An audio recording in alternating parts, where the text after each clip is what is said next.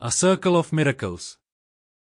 Dr. Jonathan Carter had been a physician for over 3 decades, known for his skillful hands and empathetic heart.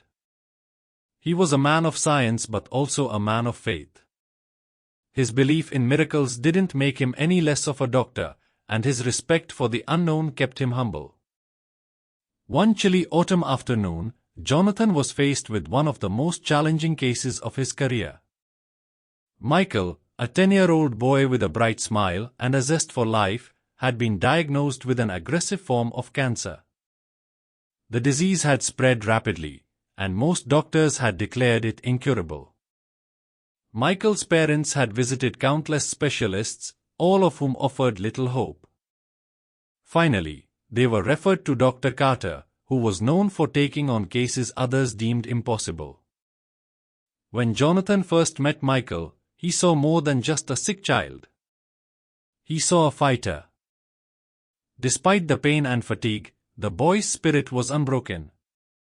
Jonathan sat with Michael's parents, who were desperate and heartbroken. He listened as they recounted their long journey from doctor to doctor, each visit bringing more despair. Dr. Carter, Michael's mother said, her voice trembling, "They've all given up on him. But we can't. We won't. Please, is there anything you can do?" Jonathan looked at Michael, who was lying quietly in his hospital bed, his small hands clutching a toy car. The boy's eyes met his, and in that moment, something stirred within Jonathan. He knew that the odds were against them, that the science was bleak, but he couldn't ignore the feeling in his heart. "Mrs. Johnson," Jonathan began, choosing his words carefully, "I won't promise you miracles, but I will promise you this: I'll do everything in my power to help Michael." The treatment plan was aggressive, combining the latest medical technologies with unconventional approaches. Jonathan researched tirelessly, reaching out to colleagues and specialists worldwide.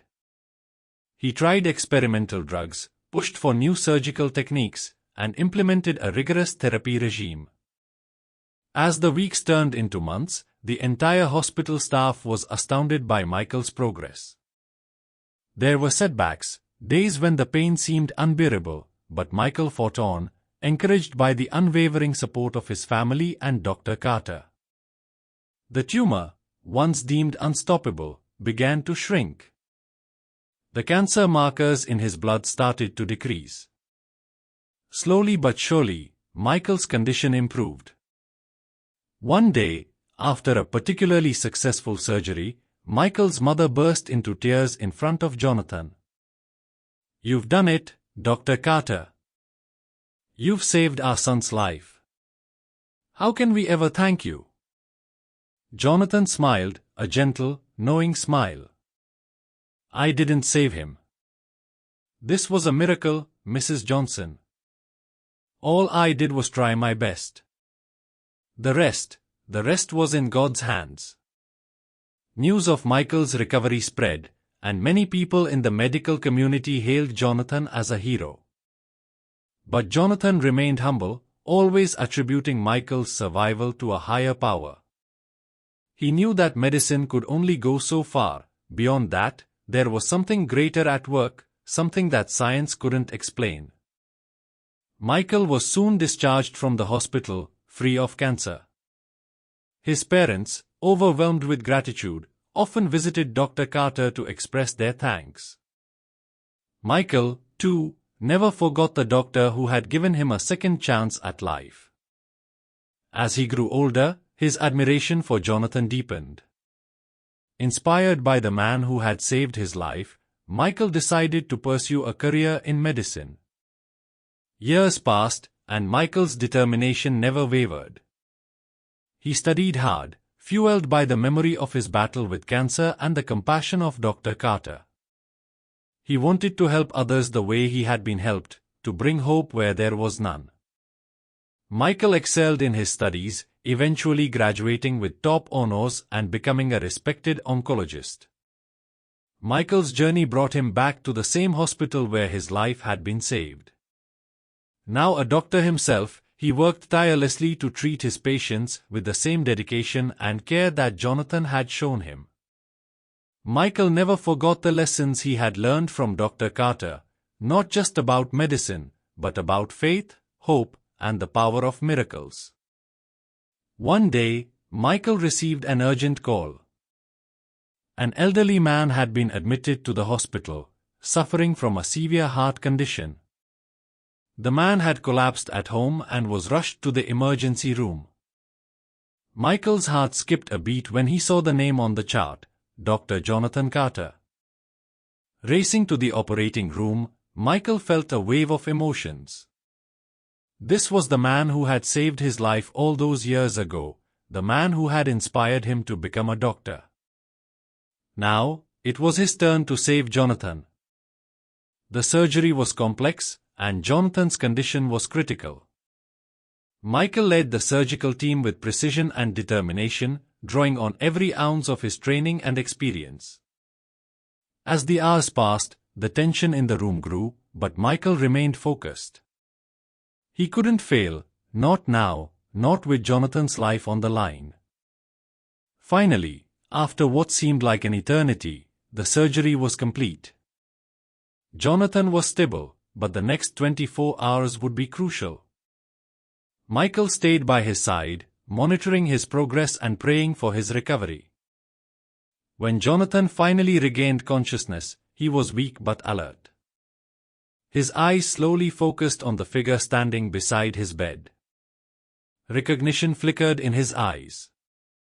"Dr. Johnson," he whispered, his voice hoarse. Michael smiled, a mixture of relief and joy washing over him. "Yes, Dr. Carter.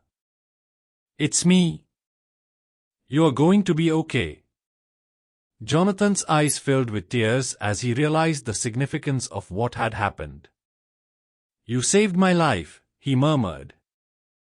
Michael nodded, emotion choking his voice. "Just like you saved mine, all those years ago." Jonathan was silent for a moment, absorbing the full circle of their journey. Then, with a trembling hand, he reached out to Michael. "It seems we've come full circle, haven't we? But I knew you would do great things." Michael took Jonathan's hand, squeezing it gently. "Everything I am, everything I've done, it's because of you. You gave me hope when no one else would. You gave me my life back. This was the least I could do." Jonathan looked up, his gaze lifting toward the ceiling, as if searching for something beyond the hospital room. "Thank you, God," he whispered. "Thank you for this miracle, for allowing me to live to see this day." Michael followed his gaze, a sense of peace settling over him. He, too, felt the presence of something greater, something that had guided them both through their darkest hours. It wasn't just science, or skill, or luck. It was faith, hope, and love, forces that transcended the limits of human understanding. As Jonathan recovered, the bond between him and Michael grew even stronger. They shared stories, memories, and a deep respect for each other. They knew that their lives had been intertwined for a reason, that they were part of a story much bigger than themselves, a story of miracles, of the power of the human spirit, and of the mysterious ways in which God works. In the end, it wasn't just the doctor who saved the boy, or the boy who saved the doctor. It was the love and faith they both carried in their hearts that saved them both, bringing them full circle in a journey that defied all odds and expectations.